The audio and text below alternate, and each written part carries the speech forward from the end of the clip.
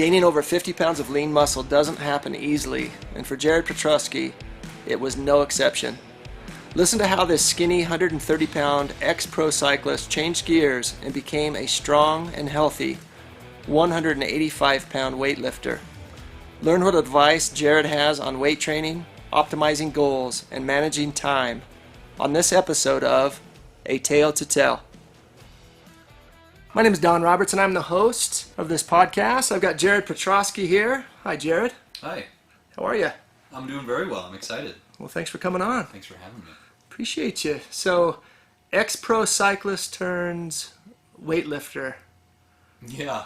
Man, I mean, you were the skinny 130-ish pounder, goes on to be, what are you now, about 180, 185? Yeah, 185 on, let's say, a good day after Thanksgiving meal. Well, you're honestly probably pound for pound one of the strongest men I know. And I mean that from hundreds and hundreds of people I've had in the gym over many, many years. So that's a fact. So pretty fascinating. We're gonna hear how you've, over all these years, squatted over 300 and deadlifted over 400 and benched over 300. And so stick around, folks. You're going to hear a lot about Jared's climb in strength and in lean muscle mass. But before we go there, let's talk about your upbringing. I'd like to know a little bit about where you're from and a little of your childhood and whatnot. So yeah, I grew up in the Upper Peninsula of Michigan in a town called Menominee. Super small, probably the same size as Durango, 15 or 20,000 people, plus or minus. My mom married my stepdad when I was really, really young, and he had a farm. So on the weekdays, I'd obviously go to school and hang out with my mom, and then on the weekends, we'd jump over to the farm and, cut grass and play with animals and dig in the garden and get, four-wheelers stuck in the field, and people had to come with tractors and pull us out. How big a farm? Gosh, there were two separate 40-acre lots, so 80 acres total. Yeah. And then they had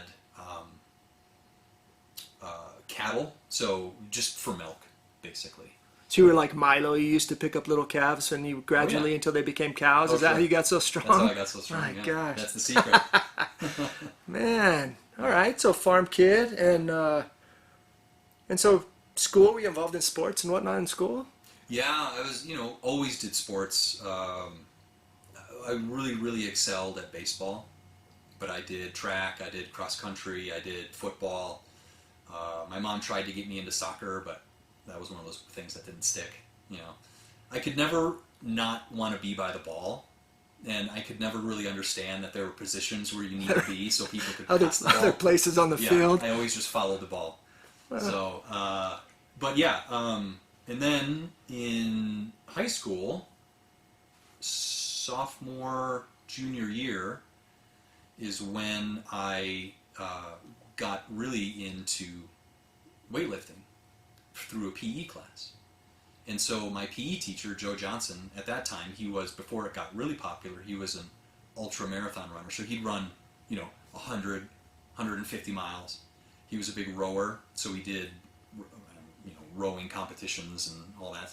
His back was as wide as your desk. He was huge. So he's still around.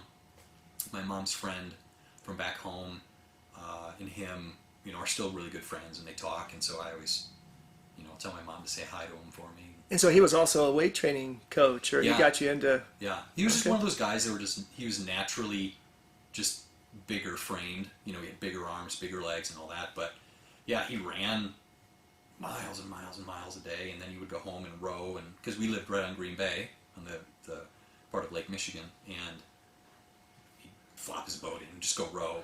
So he was quite the cross trainer. Yeah, he was a really good influence on me. I should probably reach out to him and let him know that, but he was a really, really good influence on me. So you're in high school, you're lifting, and then you're doing baseball, you're doing cross country, and then how'd you get into cycling? So I found out that I was really good cardiovascularly from cross country because I could run. I would watch these kids from freshman sophomore year, and they were big runners, and I just started running one day with them, and I was able to beat them. And I thought, well, shoot, I mean, it comes fairly easy to me. I mean, I never really find running easy. It's always really, really hard. But I certainly think so as well. But my knees started to hurt, and my hips really started to hurt really bad. And come to find out later on, getting physicals in college, that I have fairly loose ligaments in my knees. And that's not really a good combination to have when you're a runner. So Joe had said, well, maybe you should try cycling. And I said, well, I didn't really know anything about it. I'd been on a bike, but yeah. What do you mean cycling? Yeah, and my mom bought me a mountain bike, I think when I was probably 12 or 13. And then, the whole Lance Armstrong thing came out, right? So then cycling kind of came to the forefront of all the sports. So I thought, well, shoot, I mean, if this guy could do it, and I'm good at, running or whatever, like things that involve your cardiovascular system, I thought, well, maybe I'll try this. Give it a shot. Yeah, and then it just kind of turned into an obsession and snowballed from there. And so how did you end up in Colorado? What brought you out here? So my mom's sister lives in Denver, and we'd always take family trips out to Colorado. And I remember from the first time that I can remember, I remember seeing the mountains as you're driving in from eastern Colorado and thinking, that's exactly where I want to be. I want to be in the mountains somewhere. I want to be in Colorado. So my Aunt Sue would always tell me, mountain biking's huge out in Colorado. And I thought, well, that's my outlet. Because there weren't any trails where I used to live. So I used to ride my mountain bike on the road for miles and miles and miles, and just ride. So I would try to find really good trails, and unfortunately that would mean me traveling a couple hours away from where I lived. And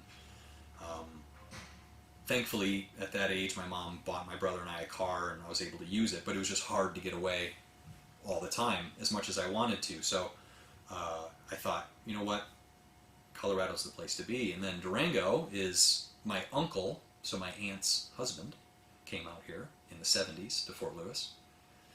And then my cousin, their daughter, my aunt's daughter, my cousin, came to Fort Lewis as well. So I thought, well, why not? Why not? And they're a nationally ranked cycling team. Yeah, absolutely. So maybe I could learn, I never thought that I wanted to get somewhere, but I knew just how steep of a climb it took to get to that point. And so I never really thought that I could get there, but what the heck? What the heck? Yeah. I tried it, and it happened. So you came to college here, Mm-hmm. and at that point in time, what year was that? 2001. 2001. And so did they actually have an organized cycling team, and what did that look like? Yeah, the cycling team was fairly organized, but it wasn't like a collegiate sport. Exactly. Yeah. Okay. So there was no funding behind it or anything. It was just, if you want to come ride, you come ride. We had this thing, or this vehicle called the box van, which was a van that looked like a huge box, and you just throw your bike in there, and we'd travel to the Front Range and race and sleep on people's couches and race and drink beer and race and just and have fun. And it was really, really fun, and it gave me a really good understanding of what it took to be really, really good, because there was a kid here at the time named Tom Danielson, who we all raced with at that time, and he was always super, super nice to me, but he was just really, really good. He was really gifted.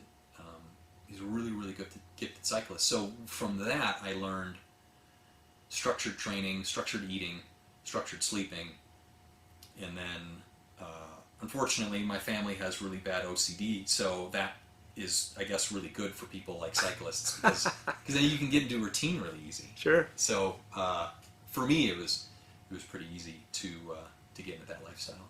Jared, excuse me, were you doing both road cycling primarily, or were you also doing mountain bike? Was it both, or? So the fall is more mountain bike, and the spring, summer, early fall is more road. So I started out when I was younger, late teens, mountain biking, because I didn't have a road bike at that time. So I did, yeah, mountain biking first just because it was there, and then I kind of branched out Just evolved. into road biking. Yeah. And by the way, thank you so much for this jersey. I mean, this is just fantastic. I Oh my can't gosh, wait to yeah. hang it up. Have Yeah. a signed jersey from Jared Pitroski here. And even though it looks like, well, it looks like you wore it when you were 11, it's just crazy to think that you were 130 pounds. Yeah. And now you're 185. And Yeah. we're going to talk more about that. Yeah. But so you ended up doing some riding across the pond, as they say. Yeah. You ended up basically going pro and going over to Spain, Yeah. right? And that was in. I'm assuming you were kind of done at Fort Lewis, and then you ended up heading over to Spain, right? In '05. Yeah. Tell us 2005. a bit about that. So I got an invite to go ride over in Spain for a team over there, and it was due to my coach here in Durango, Rick Crawford, had some connections over in Spain, and I was fortunate enough to have some money saved up from working, and I went. I thought, you know what, God, 2005, I was 23, so I thought, you know, I might not get this opportunity again. My mom was a huge support. I thought maybe she would say no because it was expensive to do. You know, I had to buy my own plane ticket and fly over and support myself for a little while, and she's been a huge supporter of everything that I've done. You know, I think it's hard to get to a place where you're at the pinnacle of whatever thing that you're doing without a good support structure. Yeah, we never do it on our own, Oh, right? gosh, no. People might say it Yeah, or think it, but it doesn't happen that way. No man is an island. So I went, and it was fantastic. I met a lot of people. I learned a lot about the sport that I was in. I learned a lot of the good stuff. I learned a lot of the bad stuff. So tell us some of those good and some of those bad. Well, the good is that I learned that a culture shock going to somewhere where food is different, cars are different, people are different, language is different is a good thing.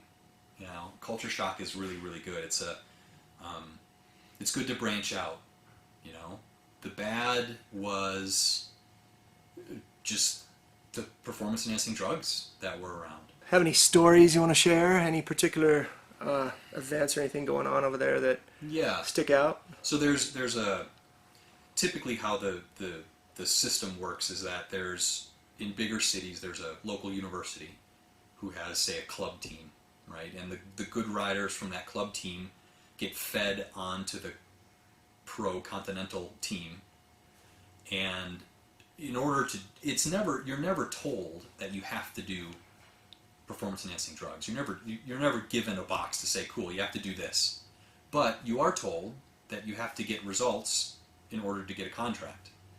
So if the guys who are winning the races are doing performance enhancing drugs, you have to do well you have to do them as well to compete. So it's a gimme, a given, basically. So we were doing a race down in southern Spain, down in Valencia, and there was this kid I've seen a couple times from the club team who would travel with us. He was from a pretty well-to-do family, but he's a super nice kid. You know, he just wanted to ride his bike and race, right? And so we were starting this race. I think it was like a 120-mile race or something. And usually everyone starts just kind of neutral, right? Everyone's just, talking and getting their legs warmed up. Well, this kid just blasted off from the front. It's like a rocket. Just boom, And so I thought that he had, at the end of the race, I thought he had won it because we didn't see him again. And so I saw him at the end of the race. And I said, "Hey, man, how'd it go?" He's like, "Well, I pulled out 20 miles in. His lips are purple, hands are purple. Oh my He God. has a thermal. This is July in southern Spain. It's 95 degrees, 100% humid. It's ungodly hot. And his lips are purple, and he's sitting there shaking. He has a thermal on, and so he popped some pills. I can assume. Lord only knows what. I could assume that they're methamphetamines or something, but you know, so that was my first kind of dive into cycling and what people took to be good. And so he, sorry to interrupt you, but he pulled out because he probably was going to have a heart attack, right? Yeah. I mean, could have. Yeah, yeah. I mean, at that time, we did have heart rate monitors and we did have power meters, so you could tell what your power was or what your heart rate was, and you know, your heart rate can only go so high. I was going to say he was beyond his max. Yeah, Sure. And so smartly for him, he pulled out. But then, you know, you hear other stories of guys who in the Tour de France were going to switch teams, because that's kind of when negotiations happen between riders and teams, is during the Tour de France in July. And there's one story of a guy who was on a really well-known team, and he was going to go to a different team. And so what had happened was the director sportif of the team that he was on took his blood bag, because they were doing blood transfusions that day, took his blood bag, held it over the sink, took a knife and cut it, and so that rider didn't get his blood for that day. What the heck? So he, in essence, basically couldn't help the team, and so he ended up going from like 30th down to like 120th or whatever. And so a couple years later, that rider ended up getting busted for performance-enhancing drugs. But it's just the stuff that you hear and the stuff that you read about, you know, I think anybody, well, I don't want to say anybody, I certainly said to myself, you know, is this worth it? Is it worth doing, because I had the option of doing that stuff. Yeah. I mean, you can go to the pharmacy, for God's sakes, and get EPO. Yeah, but you have a lot more integrity and more self-worth, and there's things bigger than... Yeah, well... Right? Yeah, for sure.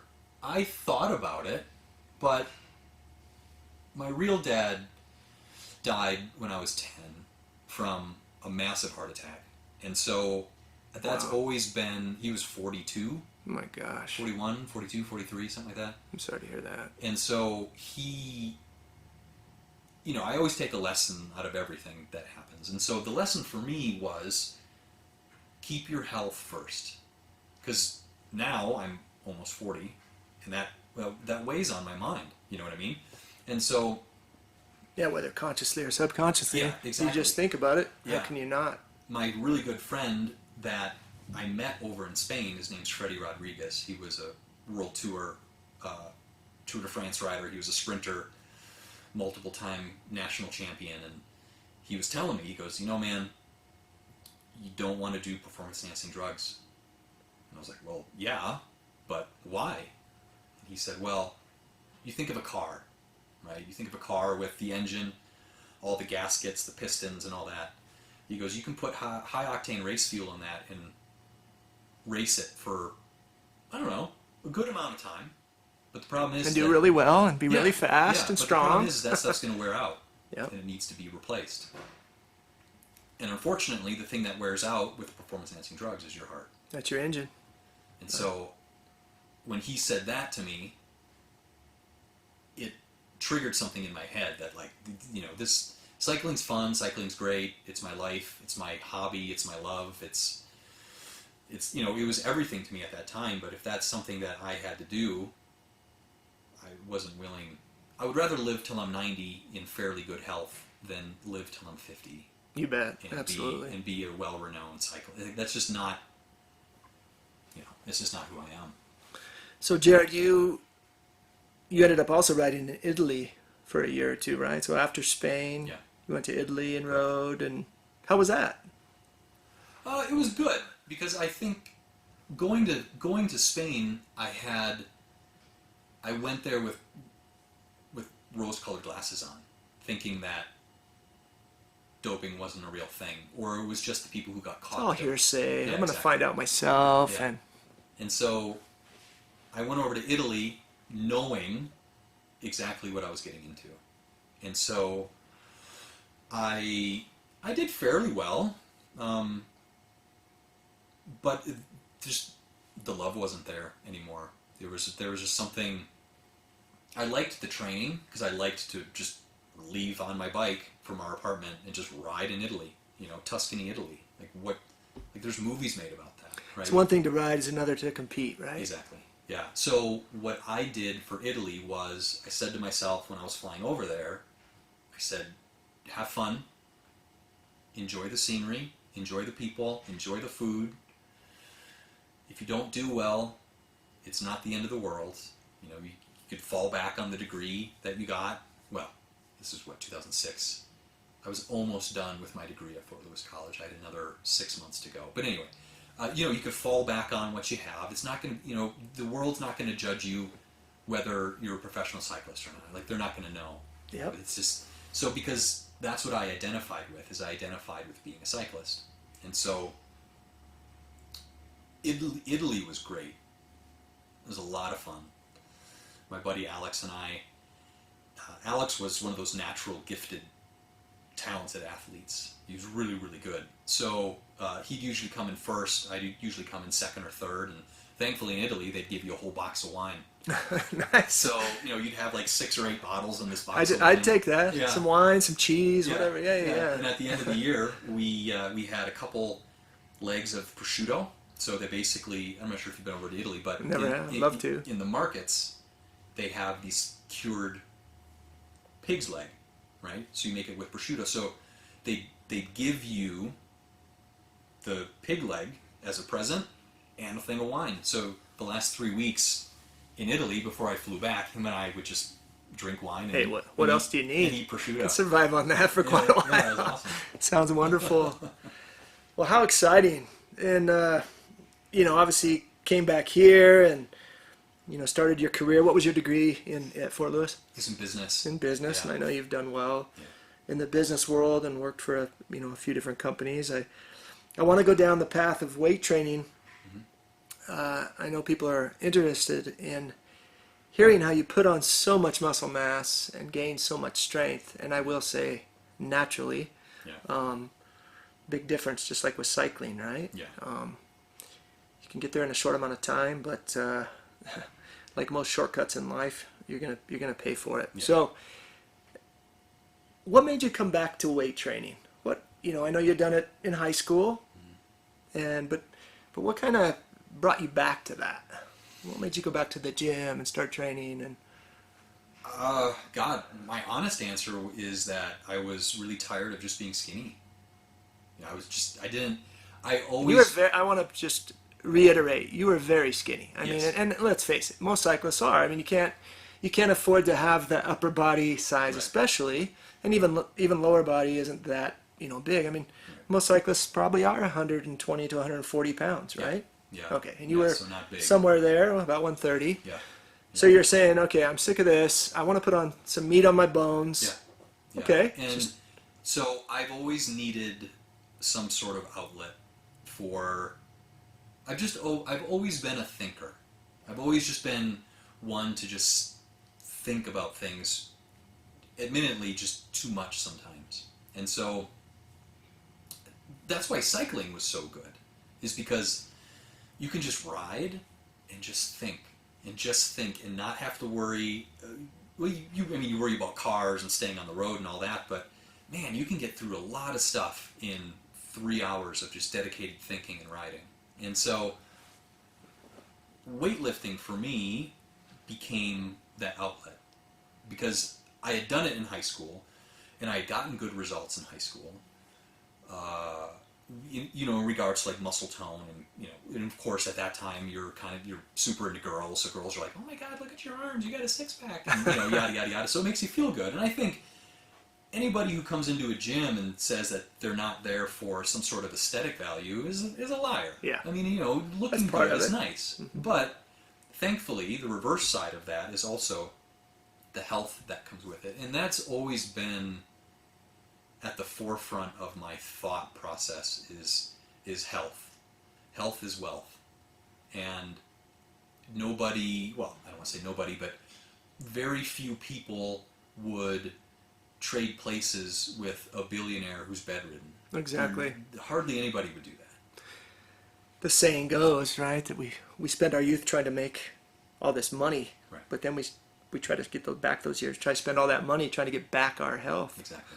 And Yeah. it's very, very difficult to do. It is, yeah. So that's always been at the forefront of my life, and I think now that I look back on it, from the time you and I had talked about being on the podcast, I started thinking about, kind of reminiscing about my life and where I'm at and why I'm here and why, just a lot of whys. Yeah. And so I think I got back into weightlifting, one, as an outlet, but two, as a way to just be healthy. And thankfully, I think I've done it in a fairly healthy way. Oh, I know you have. I mean, I've watched you for many, many years, and let's talk about a few different levels here. I want to talk some on nutrition. I want to talk some on sleep. I also want to talk about some specifics on your workout. So when we sort of look at what I call sort of that pyramid or the triangle or the pie, however you want to kind of look at it, what do you personally put at the top if you have to look at, say, sleep, nutrition, and training? Like, what or are they all equally important? Is there one thing that tends to have more value to you? For me, it's sleep. I've always loved sleep. How much do you try to get? 8 to 9. Mm-hmm. I've loved sleep through high school. I've loved sleep through college. I've loved sleep through my late 20s, early 30s, mid 30s. I just love it. Well, that's how we heal, right? Yeah. Everybody, you know this, and especially younger people that think they can get by, and they can survive. It's kind of like that engine, right? Mm-hmm. It's going to keep going until it doesn't. Right. You can get by on 5-6 hours of sleep, but there's going to come a time where something's going to fall apart, and you're going to increase your testosterone, you're going to increase your strength, you're going to put on more muscle mass. So I would concur with you on the sleep. Yeah. And then what would you put next? Is the training next? Is the nutrition next? What would you... I would say nutrition. It's really, really hard to outwork a bad diet. Mm-hmm. It's really, really hard. And I think what some people should put in the forefront of their thought process when eating something is you don't have to be satiated all the time from a meal. I mean, sometimes I have boring meals. I have grilled chicken and a salad with some peppers and maybe some blackberries. It's just, would I love to have burger and fries and a milkshake and a pizza? Absolutely. And you probably do once in a while. Absolutely. Right? Yeah. Yeah. That's...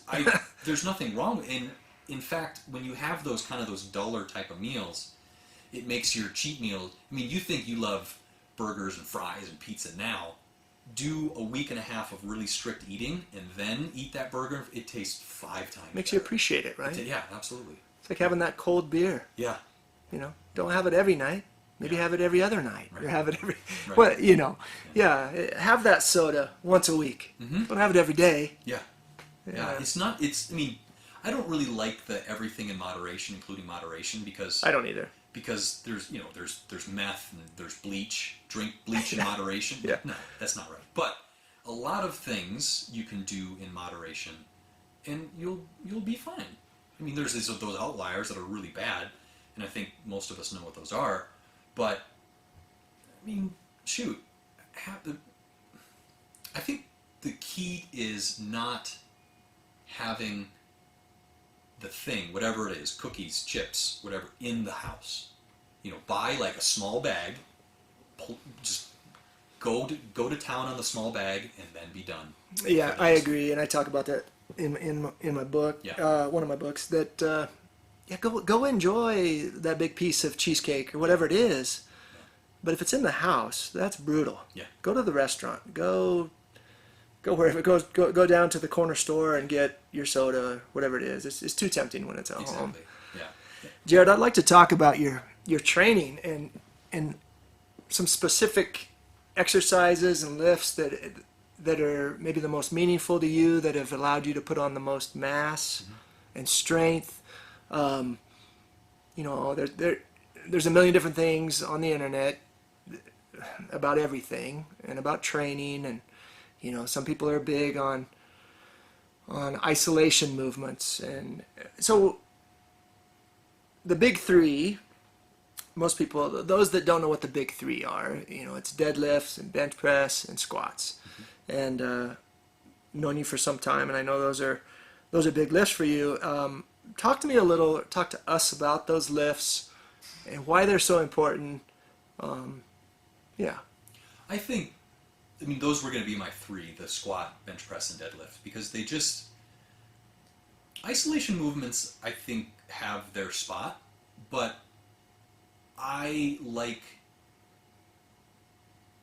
coming in the gym, but I don't like wasting time either, right? People don't like wasting money. I don't like wasting money either, but you can always get money back. You can never get time back. So if you waste time, you're going to be at a detriment. So to do some sort of compound movement where you're using not only like a squat, where you're not only using your quads, but your hamstrings and your glutes and your erectors and your posterior chain, all your core, all 200, that stuff. 200 and some muscles. Yeah, exactly. Believe it or not. Yeah, your feet muscles and the way that you balance and to feel the weight and it's compound movements. I think are the best place to start. Light, of course. If you're starting out, you do them very, very light. Master your form. Yeah, you check your ego at the door. No one really cares how much weight you do. I mean, just throwing it out there. Like no one's gonna go home at night thinking, "Oh God, I saw this kid Jared. He's benching 300 pounds." Like no one really cares. Is it cool, and do we talk about it? We might, but the bottom line is kind of like if we go back to that engine, we go back to our heart.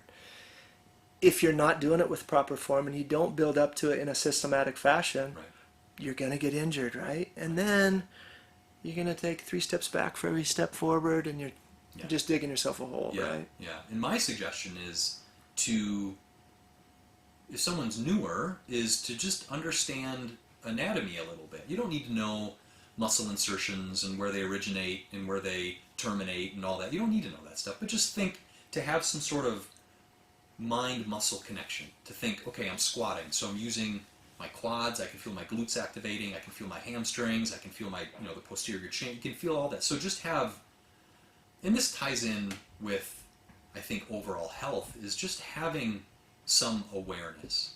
Is just having some awareness about what's going on in your body. And when you eat really, really clean, coming back to nutrition for a second, when you eat really, really clean and you have some sort of awareness about what's going on in your body and what's going on mostly in your brain, because it's the brain that really wants the sugar and all that stuff, you can understand how bad you feel when you get out of that routine of healthy eating. And the same with training is that it's almost the same as if you put too much weight on the bar and you get stuck at the bottom of a squat. You're like, oh crap, I'm kind of screwed here.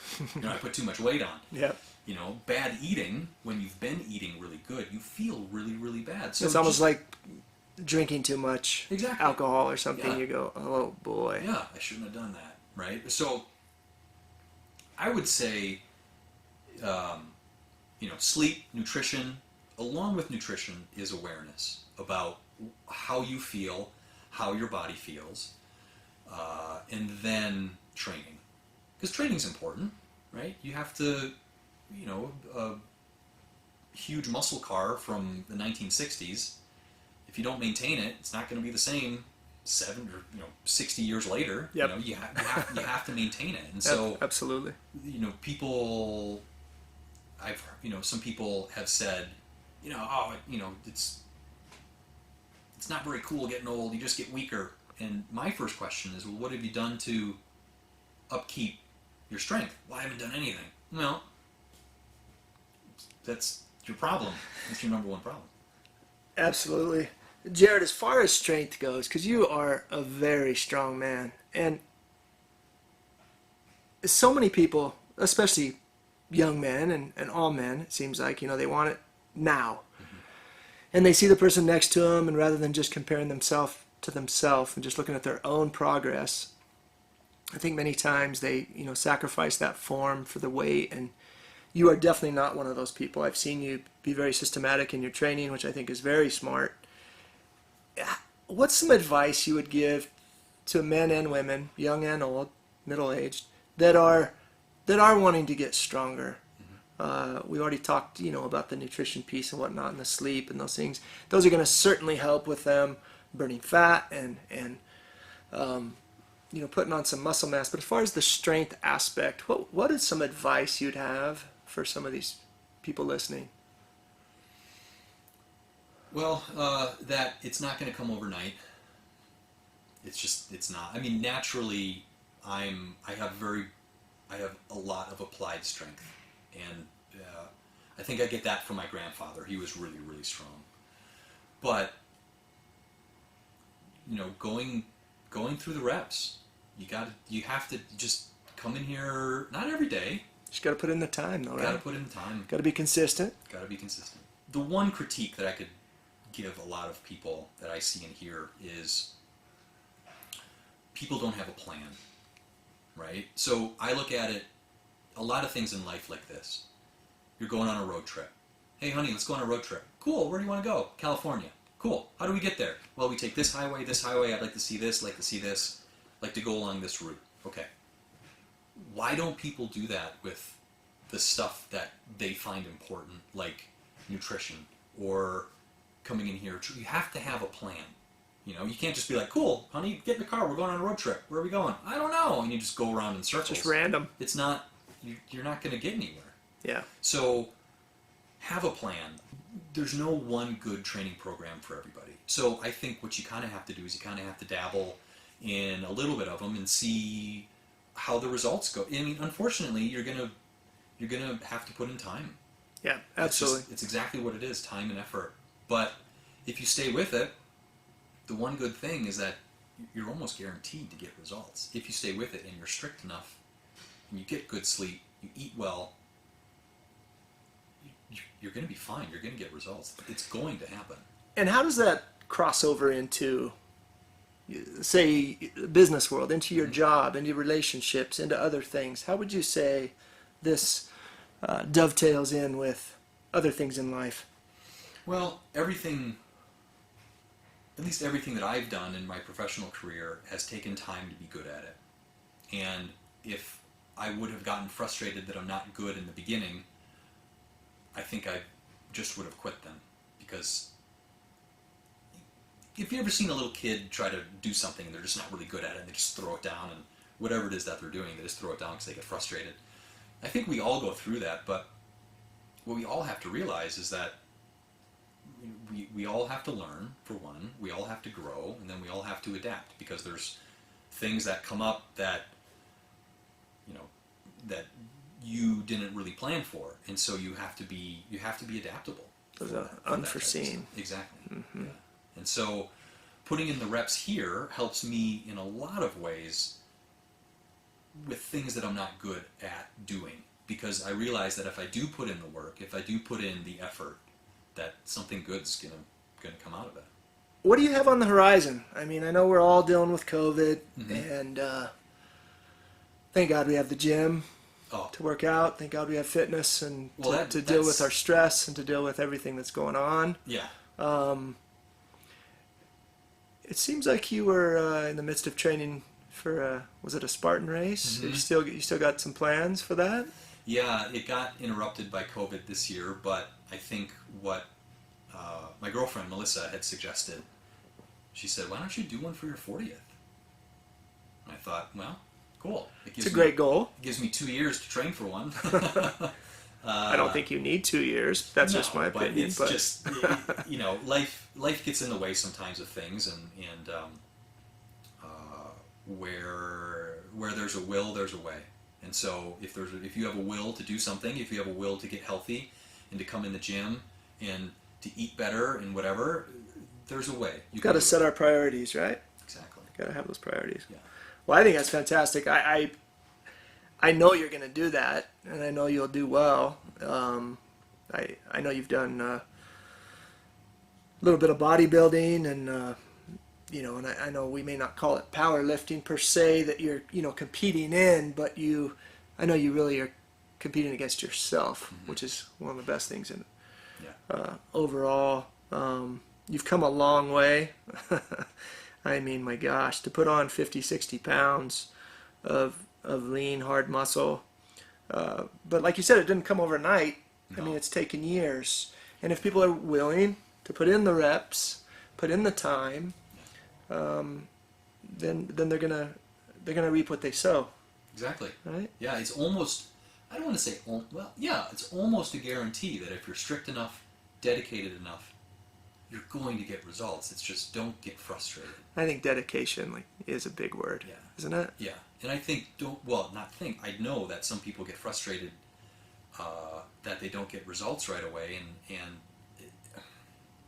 it's just how it is. Yeah. You can't get frustrated by something that's a dead proven fact. It's just you just work with it, right? And depending on their body type, and depending on some things with genetics, and are they being true to themselves? Are they being honest? Are they really getting the proper amount of sleep? Are they really eating most of the time pretty well? Are they eating, let's say, 75% of the time well, and 25, because it's 75, 80% of the time, if you're willing to do that, Yeah. right? What some people need to do is they need to take a really hard look, and I do this a lot for myself, so I think I'm speaking mostly to myself maybe, but is just take a hard, realistic look at what you're doing, whether it be emotionally eating, or I'll do that sometimes. I'll emotionally eat. I'll have a bad day at work or a long day, and I'll just go home and slam a bag of chips. Oh yeah. And I feel like crap. Yeah. But I also have that awareness to be like, okay, cool. I'm not doing that for a while, right? And so I think to take an account of what you're doing, make a list, pros and cons, good and bad. Well, I'm doing this really good. I'm doing this really good. I had a whole bag of Oreos last night, this, that, and the other. Just look at those bads as things that are preventing you from achieving your goal, and limit them. You don't have to get rid of them. And no one's saying that you need to become a monk in a cave to work out, and then you eat your whatever, and then you sit there and meditate. Like, no one's saying that. It's just act within accordance of where you want to be. Yeah, a lot of people have a misconception, I believe, that people that work out hard and they look great and whatever, that they never have the junk food. Mm-hmm. And I recommend people have junk food just maybe a couple of times a week. Yeah. It allows it to be sustainable, Yeah. right? It's kind of like exercise. I personally don't think people should work out every single day. Mm-hmm. Allow yourself a break. Yeah. And yeah, and your breaks, when you work out really, really hard and when you put in that effort, just like eating really, really good for a short period of time, when you have that break or when you have that slice of pie or whatever, it tastes 5 times better. Or that time off is 5 times better. we appreciate it that much more. Oh my right? gosh, it's amazing. Where I can literally now, if it's a Sunday, usually Sundays are my rest days where I don't do much. I'll go for a walk outside or whatever. But it's just so nice to be able to sit down on a Sunday, turn my brain off, maybe watch some football, and not have any sort of guilt around it, because I knew that the past, I'll train 4 to 5 days a week, really. Now, granted, I'm not married, I don't have kids, and so, I can do that, but most people maybe won't be able to do that, but it's just that time off. I don't have to feel guilty about it, and it's amazing. And that's where I have to say a big thank you to you, is that you and what you've built is a huge influence to me, because this is my therapy. The gym is my therapy. I've gone through some dark times personally in the past couple of years where, I don't know, not saying there would be anything drastic that would have happened, but I don't know. Sometimes you just slip and go down the wrong path, and you start drinking too much and doing whatever, and so in here is, it's my outlet. It's my time to think. It's my time to, what I used to do when I was riding my bike is you get dressed, you get your gear on. I call it now my clown suit. And you work through things, right? I would work through a lot of things, relationship-wise, when I was in the gym, or work-wise, or I know, but I was out of work for a while, but I would still come in because it was a place where I found that I got not only good results and felt better, but I could work through a lot of things that were happening in my life. And for me, I say thank you. And oh my gosh, yeah. You're always so engaged with people, and I know you're busy, but yet people come up to you and talk to you, and you're super engaged with them, and that's, I know this is a place that I don't ever want to go away. Well, I appreciate that, and the mental piece is huge. It's a huge piece for me. It's something we haven't talked about, and it's arguably the most important, really, because if we don't have our mental health, then what good is our physical health? Right. And it's all tied together. Sure. I think some people don't realize that, but well, Jared, I could spend the rest of the day, but I think it's time to go have that treat meal. Maybe we should go grab a bag of chips and a couple of beers. Yeah, let's do it. Well, hey, thanks again for coming on. It's been wonderful, and I really appreciate this red, white, and blue jersey. Yeah. I'm going to hang it up with pride, and I look forward to seeing your new challenges and your new lifts and that Spartan race that's on the horizon. Yeah. And stay in touch, and maybe we'll get you back on here after you win that Spartan race. Yeah, we'll see what happens. All right, Jared, thank you. Thank you. This podcast is brought to you by the popular books Wellness Toolbox 1 and 2. These books are available on Amazon as well as at local Durango, Colorado merchants. Purchase your copies today.